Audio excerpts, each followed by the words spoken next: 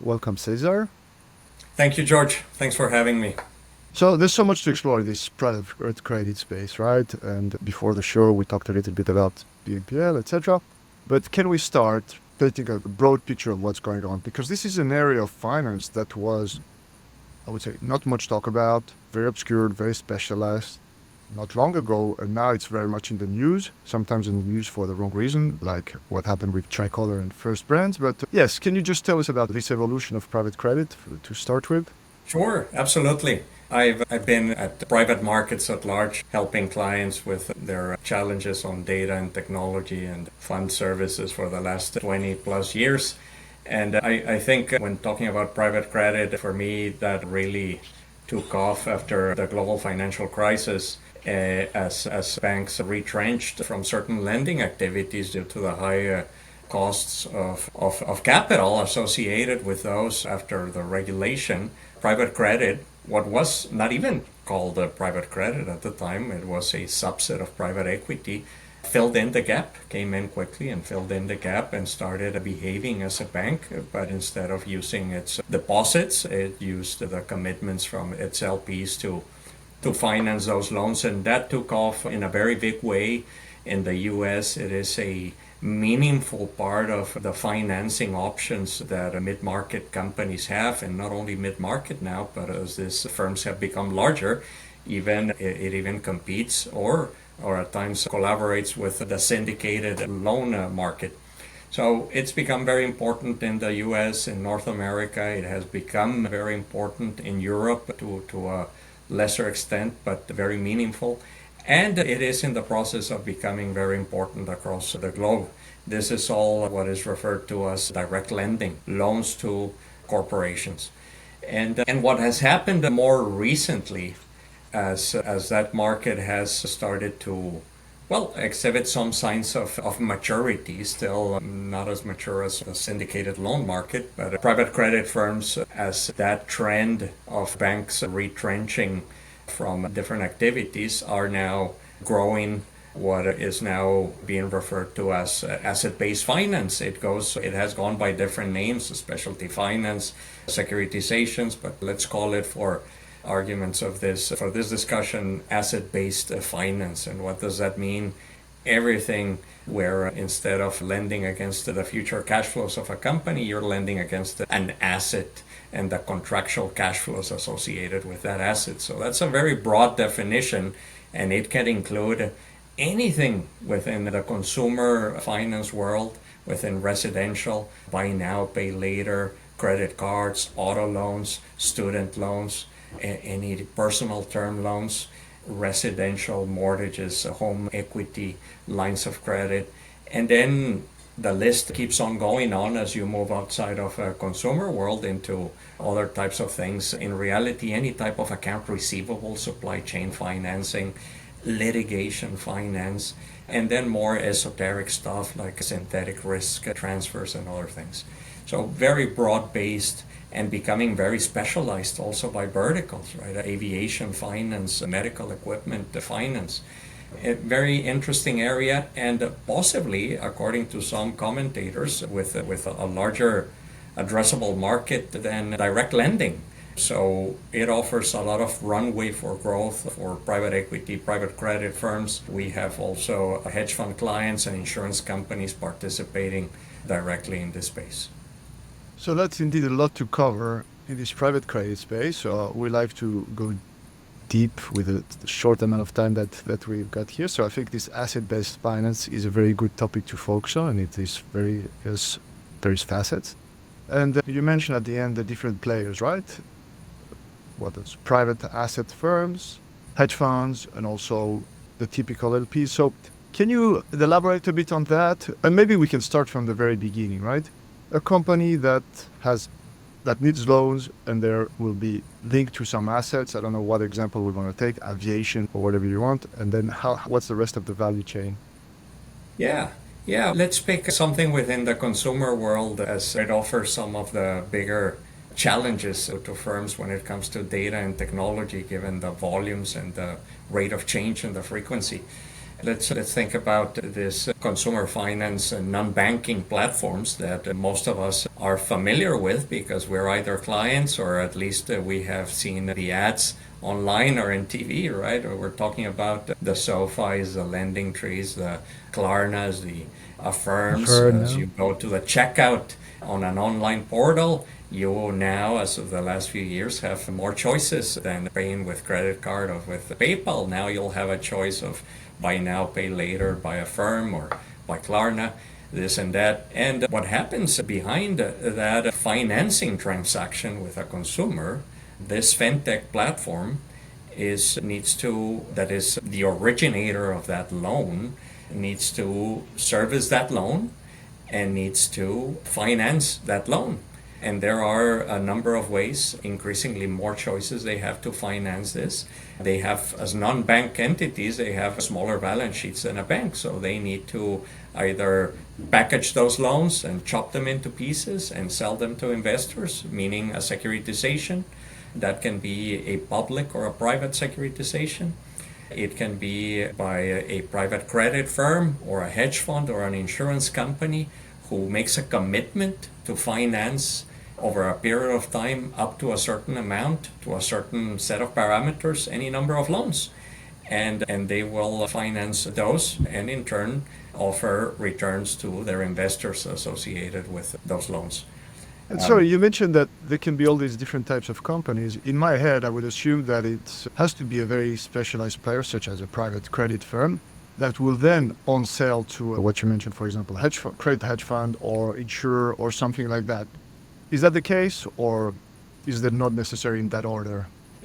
There are different permutations of that. In our case, we, as a fintech firm offering investment operations and accounting and data solutions, we offer those to private credit firms, to hedge funds, to any asset manager. So we're here to offer technology and solutions to the asset management, investment management community at large. And those investment managers will participate in any number of ways, directly or indirectly. Say, insurance company A might give $1 billion commitment to a private credit firm, which will in turn invest in consumer lending activities through different originators, these non-bank financing platforms. Another insurance company who has more expertise in the area might underwrite themselves directly and finance those loans. It happens in both ways, and in either way we are helping service those loans. Our job as we're sitting in the middle of all of the data exchange between the originators and the servicers. There's daily massive amounts of loans coming in with massive amounts of data as consumers make new purchases, as they pay interest, as they pay principal, as they default, as they buy some more. All of that is affecting the exposure and the cash and the returns in the portfolio, and we're processing all of that real time so that the investors in our client firms, in the private credit firm, in the insurance firm, can know what's happening and what they can expect in terms of performance and risk management. So you talk about data exchange, right? So let's say the Klarna firm in this word will directly exchange data with, let's take the example of the private credit fund, or it could be an insurer, something like that. And how does that work in practice? How do they exchange these data? So the data is those millions of transactions that occur, and we're talking about millions, right? Yes, Every day. And we're stuff like talking that. about tens of thousands, hundreds of thousands, millions in some cases. So how does it materialize in practice? Is it the next big Excel spreadsheet that's sent daily, or I guess? Most, as they started investing in this space, started some with spreadsheets. Some still live in spreadsheets. Some are using legacy technologies and applications in their broader tech stack that was made for the support of their direct lending book of business and some other areas.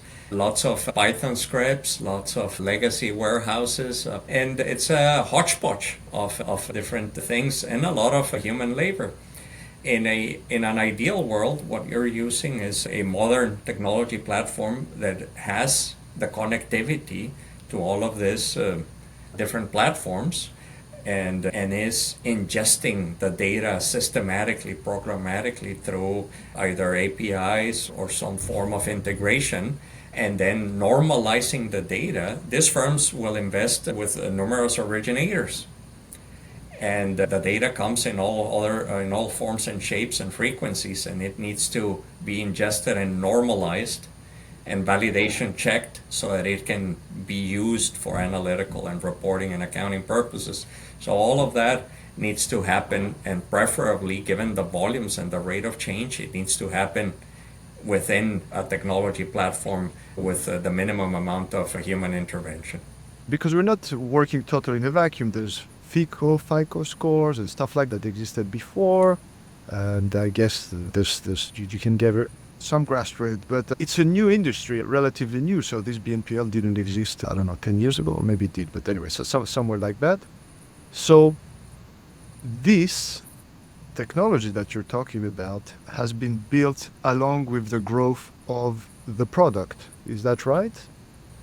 That's right. It has either been built organically by these firms or it has been built by third parties like Arcesium. Okay, understood. So how does it work? I think it's interesting to really try to understand how it works with Arcesium in terms of that.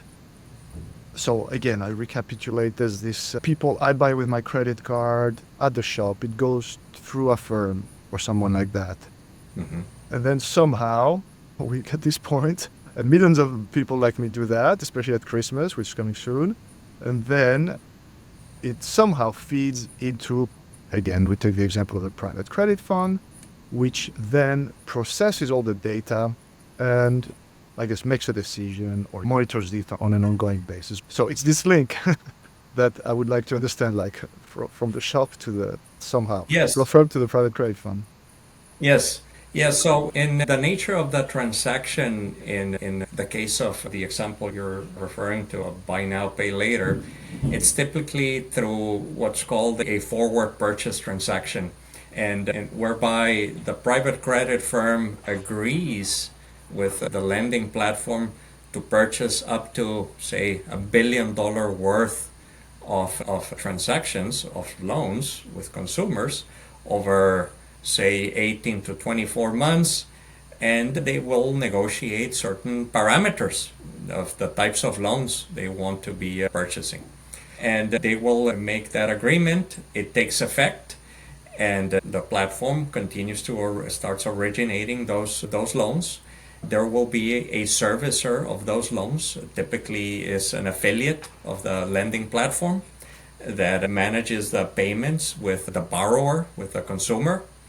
And that servicing platform has an output on a daily basis of all of the loans and all of the activity that happened that day with those loans. Arcesium will be hired by the private credit firm to take in and ingest all of those loans across that platform, that lending platform, and any other lending platforms that they invest in, to ingest all of those volumes of loans on a daily basis, to normalize, to validation check them, and to create a single source of truth across all of their consumer lending investment strategies, across all of their residential lending investment strategies, such that source of truth now serves the different functional areas of the private credit firm. The risk area is able to take those loans and slice them and dice them to understand exposure. You mentioned by FICO score. They might have their own risk rating by region, by type of purchase, by this, by that. And then there's the accounting area, who needs to take in this in aggregate cohorts so that they can then associate those cohorts with the funds that whose money was invested into these loans, and do the financials and the capital account statements for the investors, with portfolio monitoring and so on and so forth, with investor reporting. And that's typically the flow of data, how it happens. In this day, the other thing that's happening that further accentuates the need for modern technology is that some of these private credit firms, most of them used to operate on a quarterly cadence.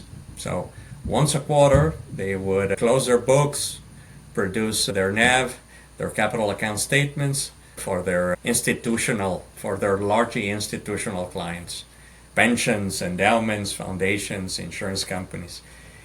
These days, as they penetrate the individual investor market through wealth management channels, and in the States, registered investment advisors and broker dealers and wirehouses, all distributing to individual investors like you and I, those products are regulated and have more scrutiny and typically have a much higher reporting cadence.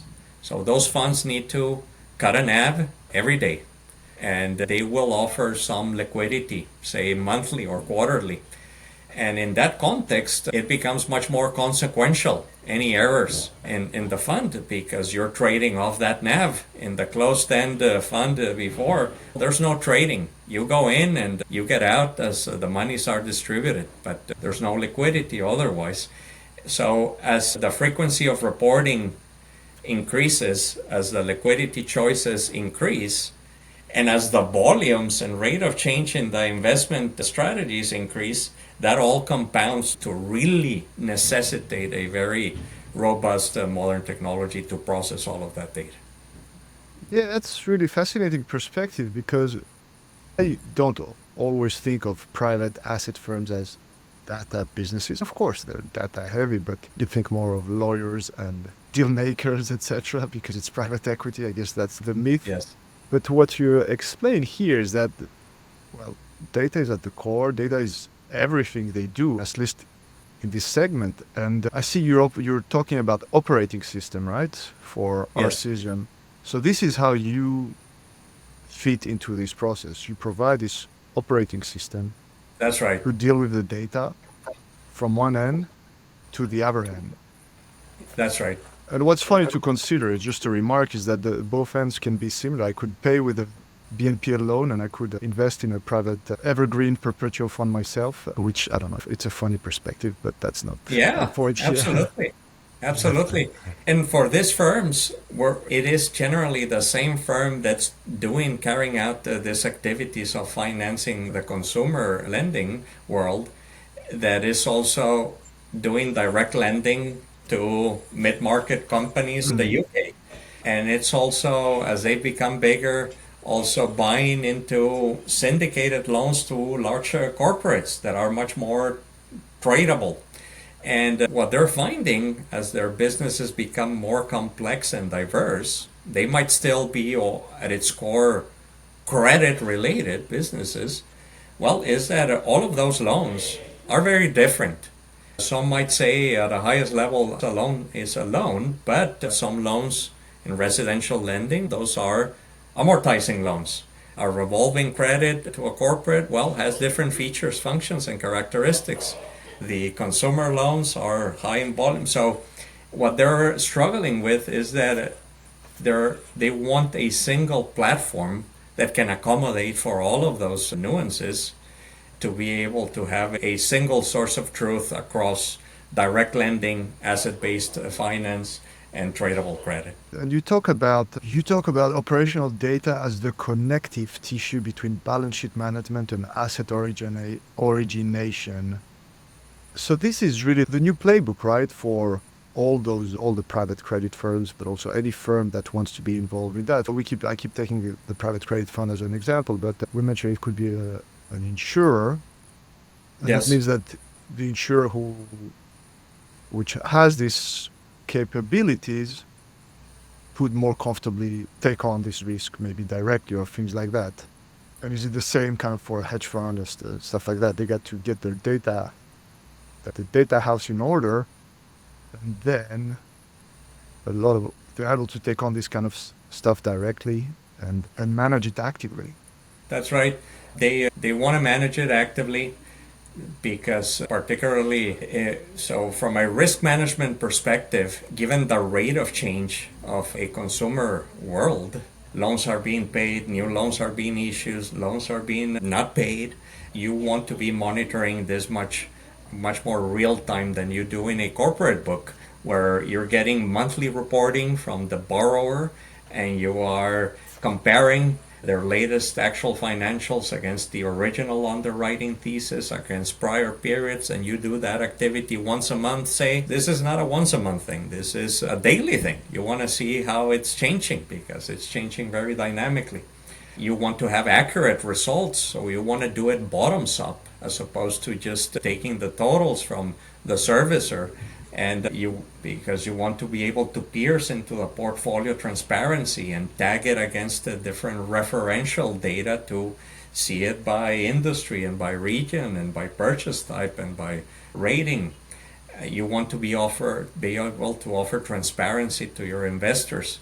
And now that their investor basis of, say, a private credit company includes people like you and I on an evergreen fund, but it also includes the traditional institutional LP, and then it includes an insurance company who might have a different set of needs in terms of transparency. Their reporting becomes much more complex because now they need to tailor it to very different types of investors and different types of fund products.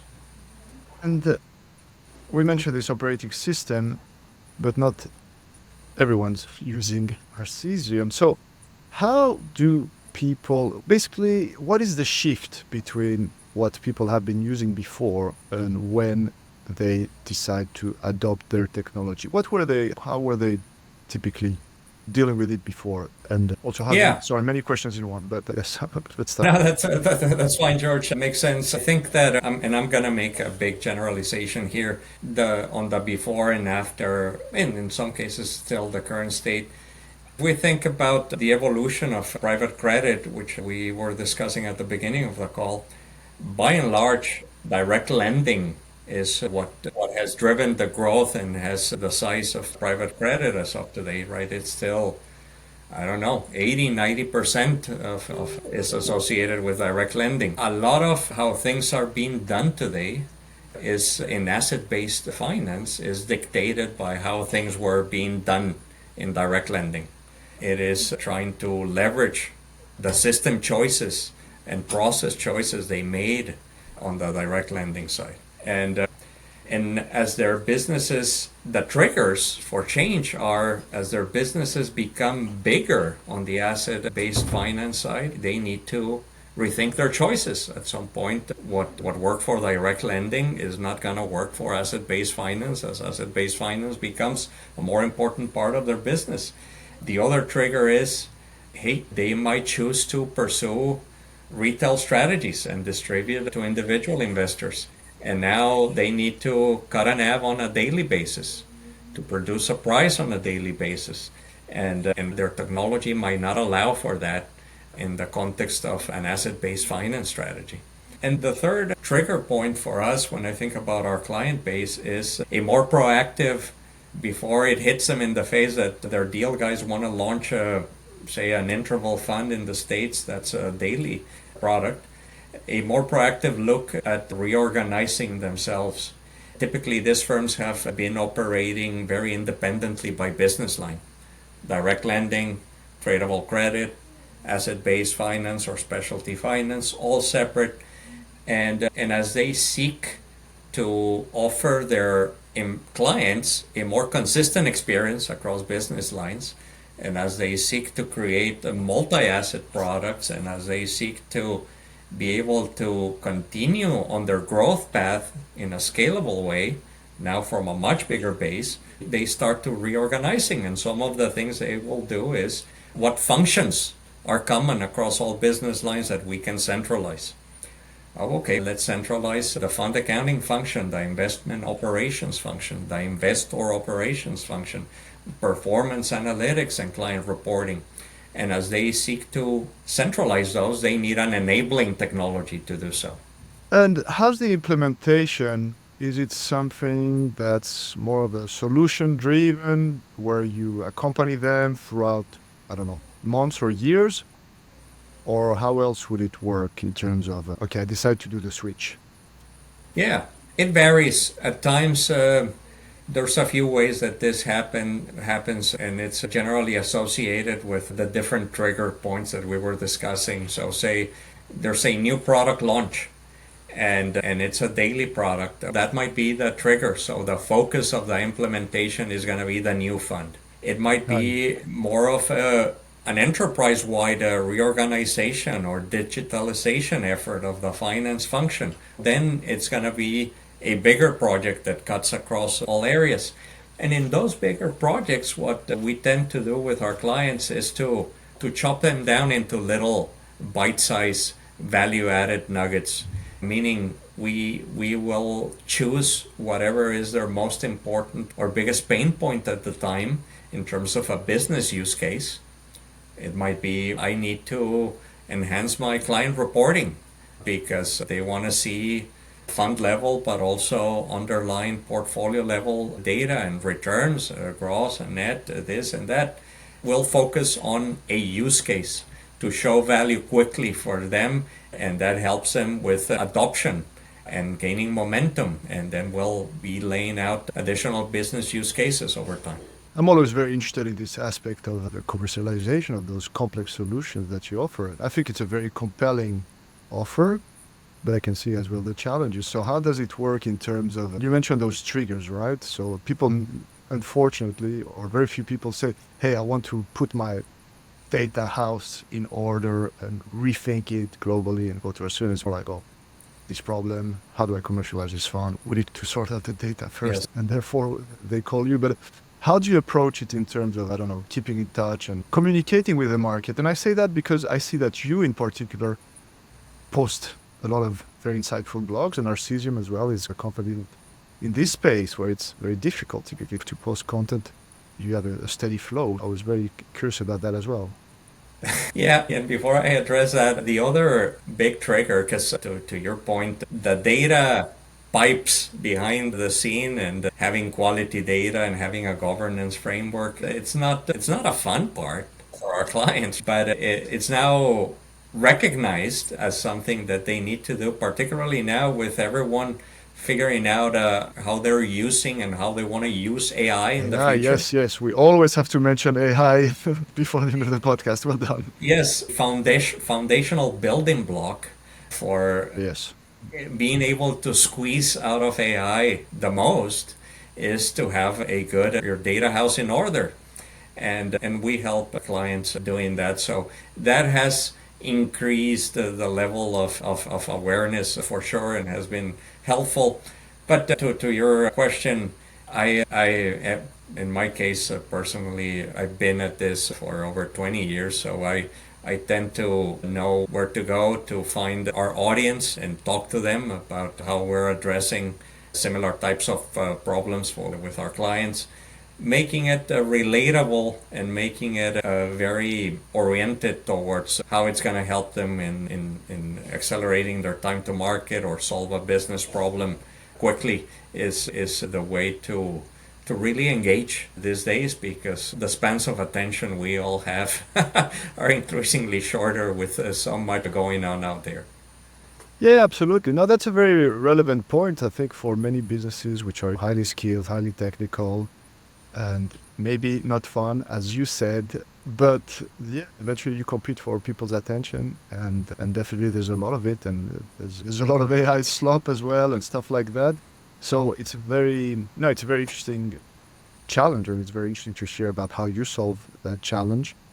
Before we move on to the conclusion, I also want to talk about what we saw in the news, which could be a failure of this system that we described in terms of the link between the assets, the purchase, and the funds that finance it, etc., which was Tricolor and First Data, right? I would say auto loans, is that the right way to characterize it? Yes. Gone terribly wrong. And I know there's some fraud there, and I guess fraud really throws a wrench into that mechanic, because when people start lying about the data, I don't know how to handle it. But there's more to it, right? There's also seems to be like a mismanagement of risk and stuff like that. What's your take on it? I think a couple of things that those issues have brought to public's mind as it relates to private credit is this going to go south sometime soon in the near term? And there's definitely different camps there.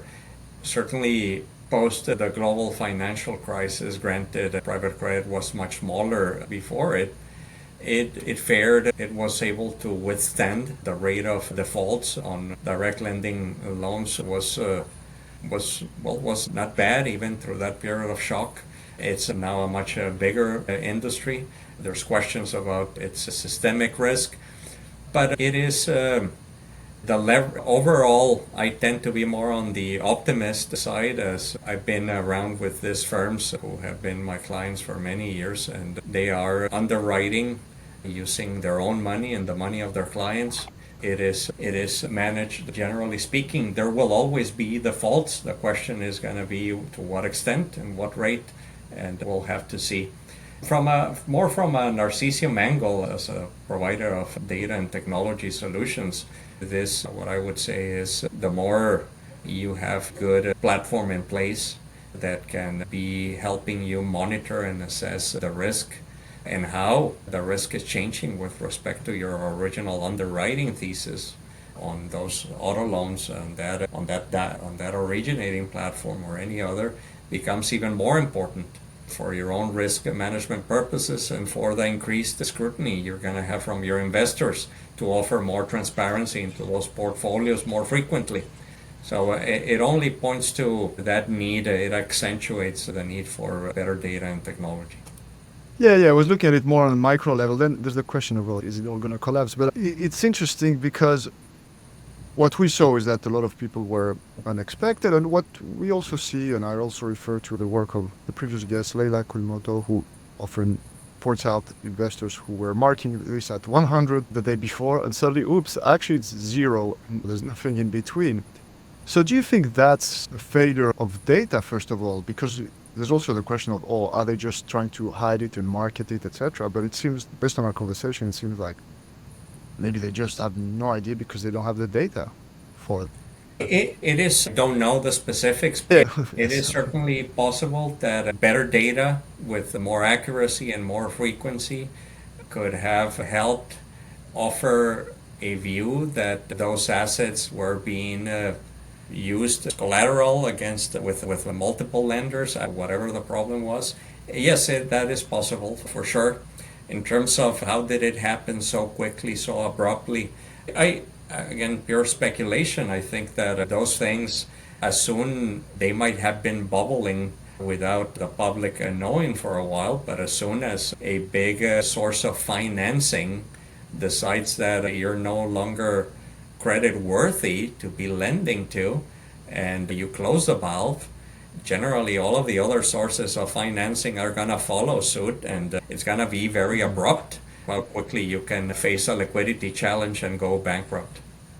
Yes, which is always the case in terms of banks as well, right? If no one wants to serve you, no one wants to deal with you, that's it. That's it, even if it's not about the fundamental, it's about the effect. That's right, and there were banks involved in those defaults. Both private credit firms and hedge funds and banks, they were all exposed to different extents.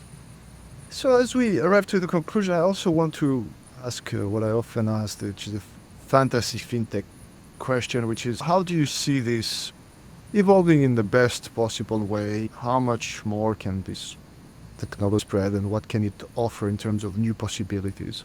Yeah, I do believe that asset-based finance across all of its flavors, and there's many, offers a runway of growth for private credit that is at least as big and by many accounts significantly bigger than direct lending over the last dozen years.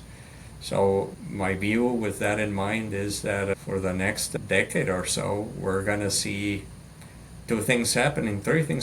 We're going to see that growth runway playing out across consumer and residential and accounts receivable at large and other areas. We're going to see a degree of specialization across verticals and industries, offering different forms of financing outside of the banking world. We're going to see this happen globally.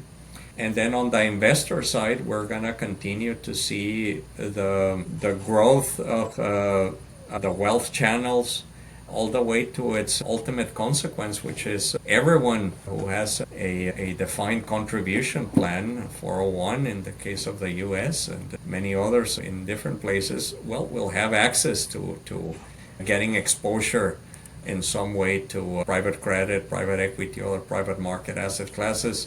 And that's also another area that's going to take a good decade to play out to its fullest extent. So with those two forces in mind, technology adoption has to necessarily increase at a much faster pace than I've ever seen before to meet those demands. So we can find maybe more assets that are not that commonly used for asset-based finance or leverage what's going on. And indeed, I feel like if we manage to solve this, and we manage to really link the whatever BNPL purchase to the accurate risk, then yes, why not? Why not also let people choose to have this risk? Obviously, I think there's a lot of skills involved in terms of using the data, but it's been clear since from our discussion how data can unlock that. And I guess BNPL, the example that we've taken, is an extreme example, right? Because you cannot find like more smaller amount and more, how do you say, itemized pieces of data than that. Yes, yeah. Data and credit cards would be in that bucket. Yeah. But that also means that, yes, we can also think of a deeper set of data for other stuff. If we can manage to process that amount of data, it's not just a million of transactions, it's the multiple layers that go with it to characterize its production. Okay, and it goes from purchase to packaged product seamlessly. It's quite a different way of approaching it. Thank you so much for sharing with us. And I will also point people to your blog, which is really full of very insightful articles. But tell us as well, what's the best way to follow you and our Cesar in general if people want to get more information? Yeah, just look us up in LinkedIn, and you can always ask if you have a specific question directly on our website, and we'll be quick to return with an answer. Wonderful. Thank you very much. It's been a pleasure. Thank you, George.